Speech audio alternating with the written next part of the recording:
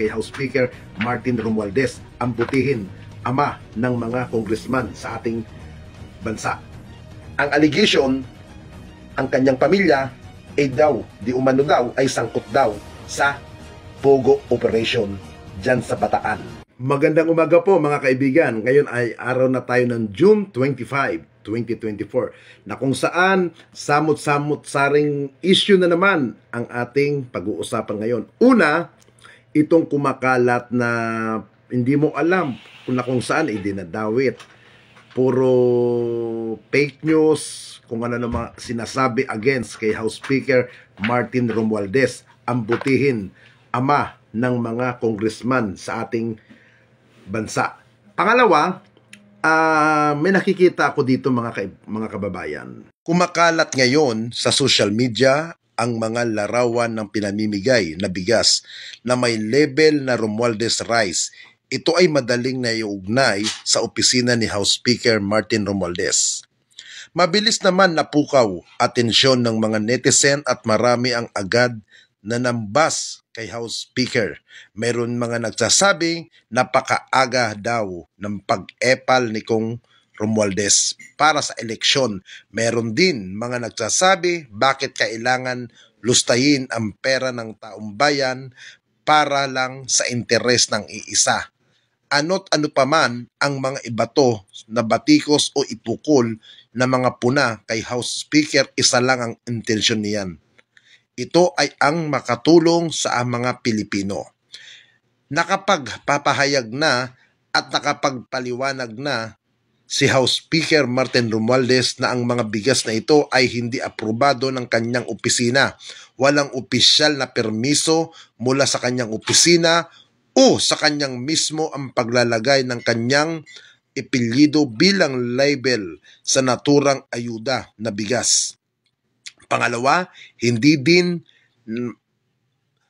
may bakila na dahil nalalapit na ang eleksyon ay posibilidad na ito ay pakana lamang ng kalaban, lalo na ng mga didisyet naman na mamimigay ng mga bigas na ganito at pangalanan ang Romualdez Rice para masira lang si House Speaker.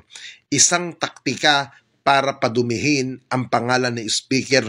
Maraming patunay online na umiikot sa bansa si Speaker Romualdez at namimigay ng ayuda, pera at bigas, at sa kanyang pag-iikot makikita na mas maraming bigas at hindi pa iisang kilo lang.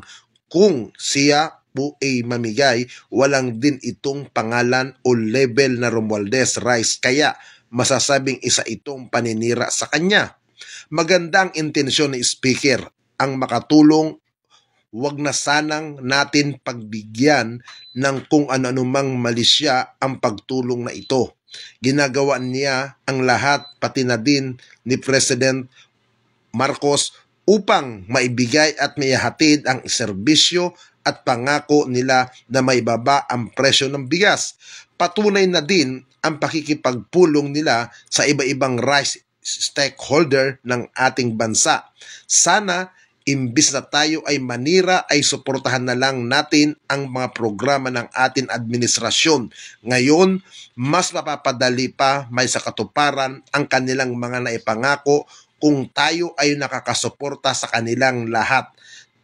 Naman, tayo hanggang ng murang bilihin, lalo na ang bigas na pangunahin pagkain nating mga Pilipino. Kaya ang pagtulong na ito ni House Speaker Martin Romualdez ay dapat tignan na lang natin ang positibo. Mabuti din na ito ay napuna at kanyang sinabi na ito ay kanilang itatama o aayusin. Ngunit mali sana ang itignan na lang natin ay ang intensyon niya na makatulong sa lahat ng kung anong man. Lahat ay may napakarami. Kaya mga kababayan, huwag tayong basta-basta naniniwala sa mga kung ano ng mga paninira ng mga taong galit sa gobyerno para lang ipabagsak. Dahil ang gusto lang ng mga yan, sirain, wasakin ang magagandang proyekto ng ating pamahalaan.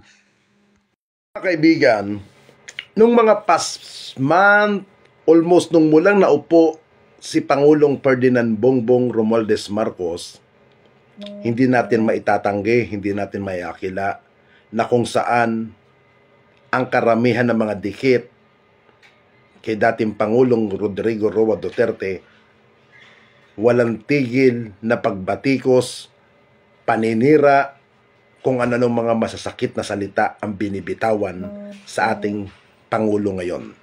Bakit nila ginagawa ito?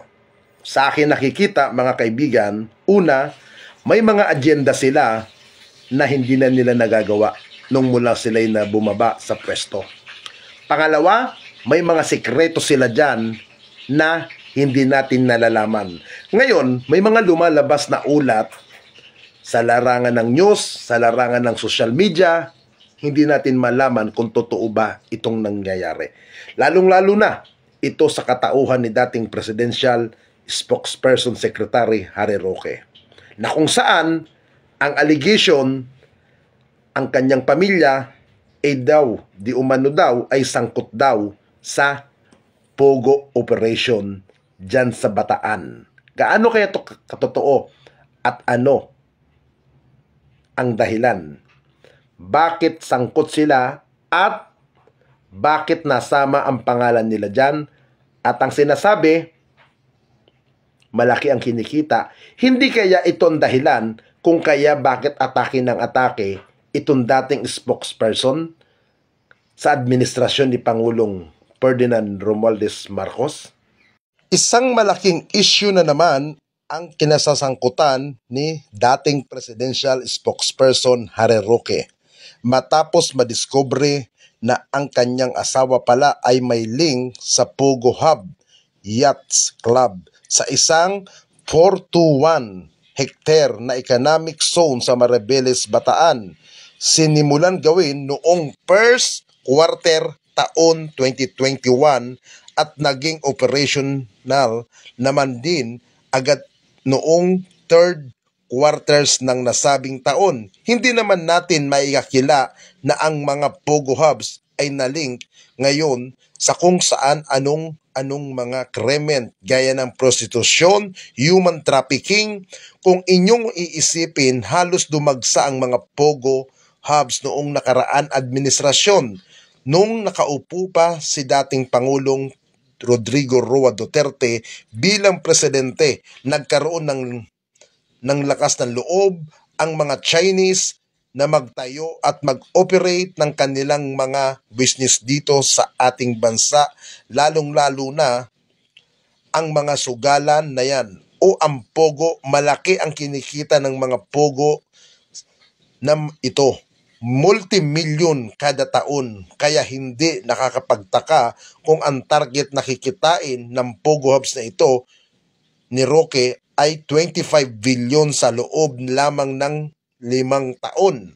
Marami-rami din kasing Pilipino ang umaasa ngayon ng easy money, kaya talagang malaki ang kikitain ng online casino na ito ay nakitang oportunidad ito ni Roque. Kaya naman di nakakapagtaka na siya din ay magtayo na ng sariling Pogo Hub. At alam natin na madali lang sa kanya yan sapagkat nagkaroon na din siya ng koneksyon sa mga investor na in-check o foreigner na kailangan ipagtuunan ng pansin ang isyu na ito dahil illegal ang Pogo. Ang nakakalungkot lang sa ating bansa, wala pa tayong malinaw na batas na tutugon o lulutas sa napakalaking problema ng Pogo na yan. Hindi pa ganun katalastas ang pangil ng ating mga batas, kaya malaya pa din nakakapag-operate ang mga Pogo sa bansa. Ang mga raid na ginagawa ay hanggang doon na lang. Wala pang napaparusahan ng mabibigat at mga Pogo owners ang operators na ito, kaya sana'y mabigyan pansin din ng lehislatibo na gumawa ng batas na talagang susupil na sa mga Pogo na ito. At para naman kay Harry Roque, nakabikabila ang mga isyong kinakakaharap, darating din ang panahon na pagbabayaran mo ang lahat ng pambababoy at pagyuyurak mo sa ating bansa. May araw ka din mula sa personal chaperone mo sa aeropulan na all expenses paid ng gobyerno. Hanggang ngayon naman pagiging operator ninyo ng mag-asawa ang Pogo, may araw ka din. Kaya wag mong sasabihin na anti-Duterte ka o pro-Duterte ka o anti-government ka dahil noon pa man nag-anti-BBM ka na.